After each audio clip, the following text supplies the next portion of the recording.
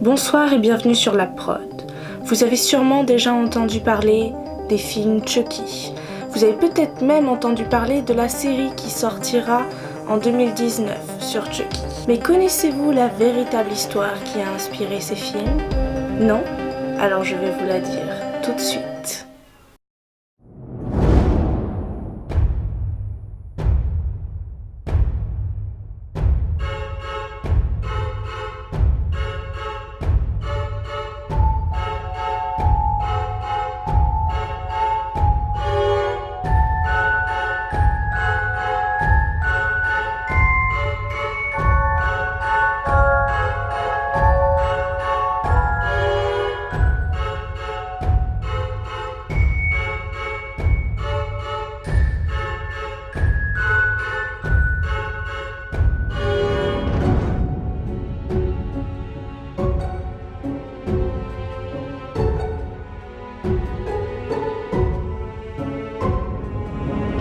Nous sommes en Floride, en 1896. La famille Otto s'installe alors dans un vieux manoir victorien. C'est une famille très aisée qui dispose malheureusement d'une très mauvaise réputation, comme quoi ils seraient très sévères avec leurs domestiques. Parmi ceux-ci se trouvait une jeune domestique haïtienne, une jeune femme. C'était la gouvernante de leur fils Robert Eugène. Un jour, Madame Otto aurait, semble-t-il, vu la jeune haïtienne faire des rites maléfiques dans l'arrière-cour de sa maison. Scandalisée, elle décida de tout de suite congédier la jeune femme. Et c'est juste avant de s'en aller que la jeune femme offrit au jeune Robert une poupée. C'était une poupée de chiffon avec une peau très dure, ressemblant un peu à une peau humaine. Des boutons noirs servaient Dieu et elle était remplie de paille. Elle avait des cheveux si doux, faits en laine. Madame Otto, pensant que la jeune gouvernante s'était entichée de son fils, décida que le jeune Robert pouvait garder la poupée. Il s'avéra que cela fut un mauvais choix. Le jeune enfant, Robert, s'attacha très vite à la poupée. Il l'amenait partout là où il se déplaçait. Il faut savoir qu'à cette époque-ci, il avait seulement 6 ans. Et sans que les parents ne le voient, il allait même jusqu'à nourrir la poupée à table. Au tout début de cette histoire, l'attachement de Robert envers cette poupée amusait beaucoup les parents. Jusqu'au jour où Madame Otto, alors qu'elle venait de gronder son fils, fut quelque peu surprise lorsque le jeune enfant lui dit: « Je ne veux plus qu'on m'appelle Robert. Robert, c'est le nom de ma poupée. Dorénavant, on m'appellera Eugène. » Il aimait tellement sa poupée qu'il est allé jusqu'à la prénommer de son propre prénom. Un jour, Madame Otto était proche de la chambre de son fils. Elle faisait sûrement du ménage ou du repassage. Alors, elle entendit son fils s'adresser à la poupée et une voix plus grave lui répondait. Au début, la jeune femme pensait tout simplement que le jeune garçon parlait de sa voix infantile et se faisait une voix plus grave pour s'auto-répondre. Alors qu'elle continuait d'écouter, Madame Otto ressentit un fort malaise qui ne la quitta plus jamais. En effet, elle avait vraiment l'impression que c'était une voix d'adulte qui émanait de la poupée. C'était une voix terrifiante. D'un jour à l'autre, le comportement du jeune garçon était changeant. Il se montrait très agité et lorsqu'il y avait beaucoup de vacarme, Madame Otto s'empressait d'arriver dans sa chambre et elle voyait le jeune garçon complètement recroquevillé sur lui-même alors que la poupée Robert, elle, trônait sur un siège ou sur le lit. D'ailleurs, les nuits du jeune enfant n'étaient pas très reposantes. En effet, il faisait de nombreux cauchemars, avait du mal à trouver le sommeil et il se réveillait souvent en hurlant. Il était terrifié. Un soir d'hiver, un vacarme énorme retentit de la chambre d'Eugène. Les parents alors accoururent vers la chambre du jeune enfant et lorsqu'ils ouvrirent la porte, ils découvrèrent une chambre ravagée, sans dessus-dessous. Les meubles étaient couchés, les tiroirs étaient envolés, tout était détruit. Et le jeune garçon, en voyant l'air affolé des parents, répondit: « Ce n'est pas moi, c'est Robert qui a fait ça. » Il arrivait souvent que les domestiques trouvent des jouets du jeune enfant, dissimulés un peu partout dans la maison. Ils étaient mutilés. Et lorsque le jeune garçon était questionné vis-à-vis de ça, il disait toujours: « C'est Robert qui l'a fait. » Très vite, le comportement inquiétait les parents et les serviteurs commencèrent à être très effrayés. D'étranges rumeurs viennent alors apparaître dans le quartier jusqu'alors plutôt calme. Des voisins informent la famille qu'ils ne voyaient jamais la poupée à la même place. alors qu'ils étaient sortis. Monsieur et Madame Otto se contentaient juste alors de répondre « C'est vrai, quand on rentre à la maison, Robert n'est jamais là où Eugène l'avait laissé. » Ce qui bien sûr ne rassurait personne. Parfois même, des voisins racontaient voir le dessus de la tête de la poupée courir de pièce en pièce, jusqu'au jour où le rire terrifiant de cette poupée se mit à résonner dans toute la maison. Même si les parents du jeune Eugène se trouvaient toujours à la première place des phénomènes inexplicables, beaucoup de personnes racontèrent que lorsqu'ils étaient invités au sein de la maison, dans les boutons qui servaient d'yeux de la poupée, ils pouvaient voir une lueur changeante selon les humeurs. Il y en a même qui sont allés jusqu'à dire qu'ils l'ont vu cligner des yeux. Je ne sais pas vous, mais pour moi, quand ce sont des boutons, cligner des yeux s'avérerait compliqué. Suite à tous ces phénomènes, les serviteurs démissionnèrent les uns après les autres. Et même s'ils trouvaient remplaçants, la famille leur conseilla vivement de réagir.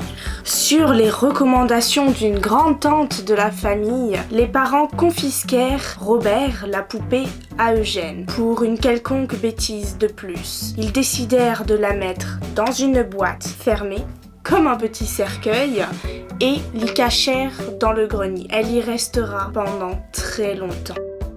De nombreuses années se sont écoulées. Eugène est devenu un jeune homme. C'est un artiste peintre. Il est marié à Anne, une jeune femme qu'il a rencontrée au cours de ses études à Paris. Suite au décès de son père, Eugène décida de repartir vivre dans le manoir victorien de son enfance. En allant au grenier, il redécouvrit sa poupée, comme si elle l'attendait patiemment dans sa boîte. Tout de suite, il fut de nouveau sous l'emprise de celle-ci. Sous une si grande emprise qu'il décida, alors qu'il s'agit d'un homme de maintenant 40 ans, de créer des meubles pour elle, adaptés à sa taille, et ainsi aménager tout le grenier pour Robert.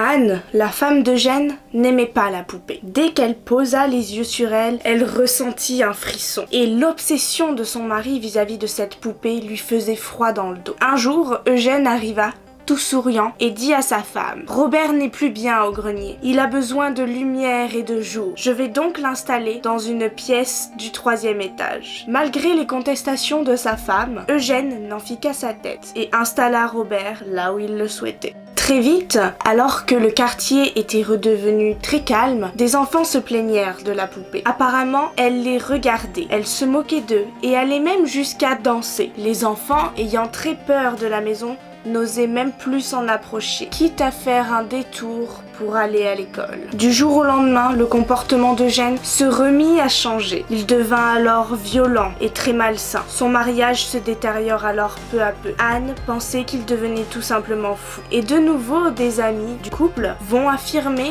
que la poupée Robert avait un regard changeant, un regard qui était rempli de haine.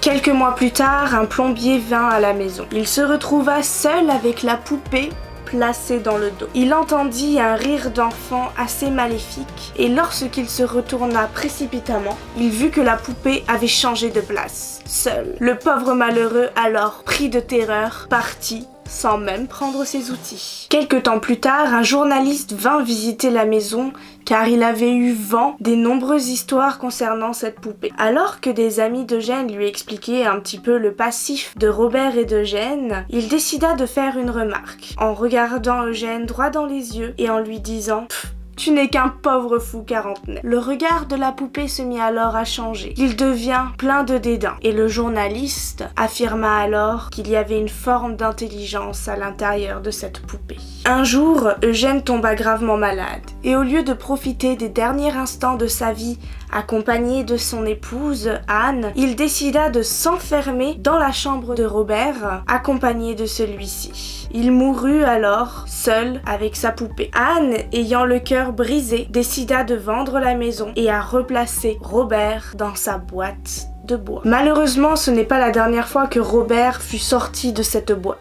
En 1974, la maison trouva des acquéreurs et c'est ainsi que la famille Ruther s'y installa. Ils avaient une petite fille de nom de Myrthe. Elle découvrit la poupée alors dans la boîte. Mais elle sut bien vite que ce n'était pas une vulgaire poupée. Elle découvrit vite que cette poupée était maléfique. Quand elle décida de l'amener dans sa chambre le soir, Robert poussait les meubles et ce vacarme réveillait toute la famille. famille. Et un soir, alors que tout le monde était couché, la jeune fille hurla. Ses parents accoururent alors vers sa porte de chambre. Quand il l'ouvrit, la jeune fille était recroquevillée sur son lit en expliquant que Robert a voulu se jeter sur elle. 6 ans plus tard, la famille déménagea. On ne sait pas pour quelle raison, la jeune Myrte décida d'emporter la poupée avec elle. Était-elle sous son emprise? Nous ne le savons pas. Par contre, du jour au lendemain, alors que la femme était adulte, elle décida d'offrir la poupée à un musée, en expliquant que c'était une poupée hantée, qu'elle se déplaçait seule dans la maison et qu'il fallait en prendre grand soin. Le musée en question est Fort East Martello. À ce jour, la poupée y est encore. La maison de la famille Otto a été transformée en The Artist House, sous le nom de Bed and Breakfast. On raconte que les portes claquent dans cette maison et que plusieurs fois on a vu une jeune femme au niveau de l'escalier du grenier et de la porte où est mort Eugène. Beaucoup pensent qu'il s'agit de Anne qui veut protéger la maison de l'esprit malveillant de Robert. Robert, quant à lui, est toujours au musée. Beaucoup de personnes disent qu'il s'agit encore d'une poupée maléfique et qu'il s'acharnerait tout simplement sur les clients du musée ou encore sur le personnel de celui-ci qui lui manquerait de respect. D'autres affirment aussi qu'avant la fermeture, il dépose des petits bonbons à la menthe dans la vitrine au pied de la poupée et que le lendemain, lorsqu'ils reviennent au pied de la poupée, il ne reste plus que les emballages. Les bonbons auraient été, semble-t-il, mangés.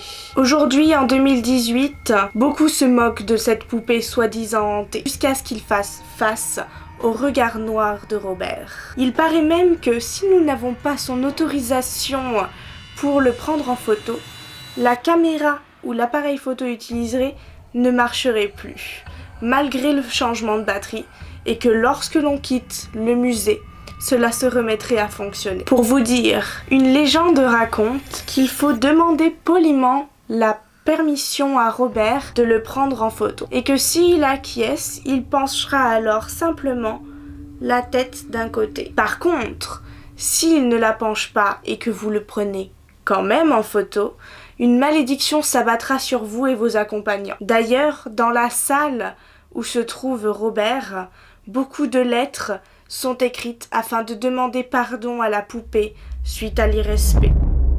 Voilà, j'espère que cette histoire vous a plu.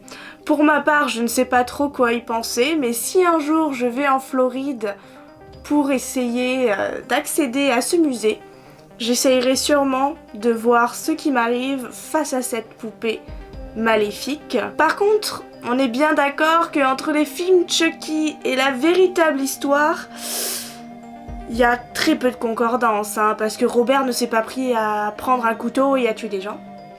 À part ces maladies graves qui sont apparues aux 2 personnes qui l'ont possédé, donc Eugène et Myrte, qui sont tous les 2 morts d'une maladie inconnue.